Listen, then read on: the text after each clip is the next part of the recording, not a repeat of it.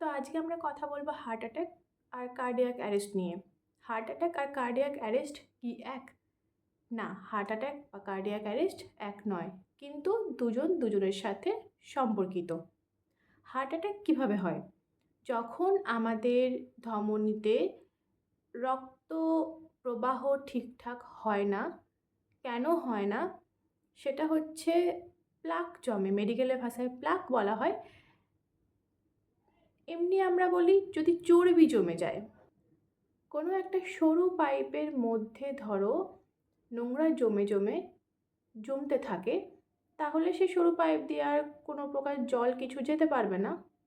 যেতে পারলেও সেই স্পিডটা কমে যাবে। তো ঠিক সেরকম চর্বি জমতে জমতে সেটার ভেতর দিয়ে আর রক্ত প্রবাহটা ঠিকঠাক হয় না।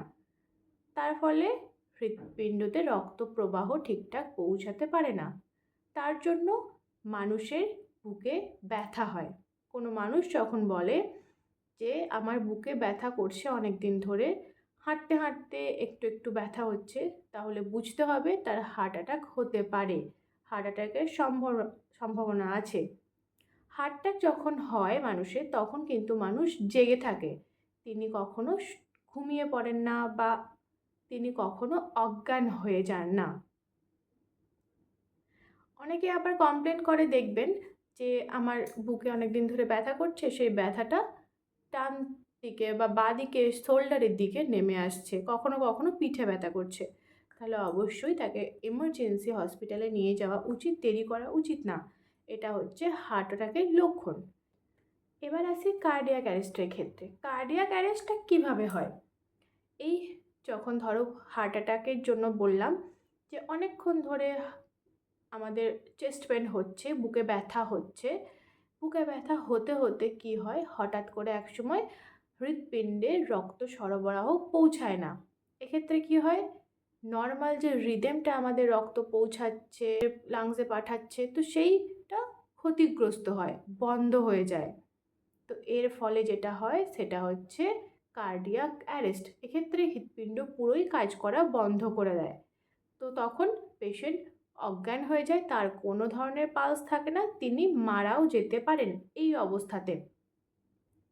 অনেকে এই কমপ্লেনটাও করে থাকেন যে আমার বুকে ব্যথা হচ্ছিল, বুকে ব্যথা হতে হতে আমি মাথা ঘুরে পড়ে গিয়েছিলাম কিছুক্ষণের জন্য। তারপর তিনি হয়তো নিজেই উঠেছেন বা চারপাশের লোকজন দেখে তাকে চোখে মুখে জল দিয়েছেন, তিনি উঠেছেন।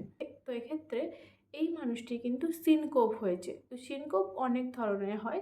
এক্ষেত্রে মানুষের কার্ডিয়াক সিনকোপও হতে পারে, যেটা হার্টে হয়তো কোনো কারণে রক্ত ঠিকঠাক পৌঁছাতে পারেনি এবং সে কারণে বডিতে ঠিকঠাক রক্ত পৌঁছাতে পারেনি এবং ব্রেন অবধি রক্তটা না পৌঁছানোর ফলে তার মাথা ঘুরে গেছে এবং তিনি অজ্ঞান হয়ে গেছিলেন কিছুক্ষণের জন্য।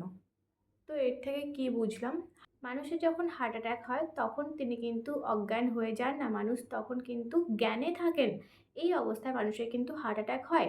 যখন মানুষ বলে যে মানুষের যন্ত্রণা করছে, বুকে যন্ত্রণা করছে, অনেক সময় মানুষ বুকের যন্ত্রণাকে গ্যাসের ব্যথা ভেবেও ভুল করে থাকেন, এটাও ঘটেছে। আর কার্ডিয়াক অ্যারেস্ট কখন হয়? যখন মানুষ অচেতন অবস্থায় পড়ে যায়, তার কোনো রকম কোনো পালস পাওয়া যায় না, তাকে এমার্জেন্সি সিপিআর দিতে হয়। তো সিপিআর নিয়ে অন্য কোনো দিন আলোচনা করব। তো এই হচ্ছে প্রধান বিষয়। কোনো প্রশ্ন থাকলে অবশ্যই আমার কমেন্ট বক্সে জানিও। Thank you so much.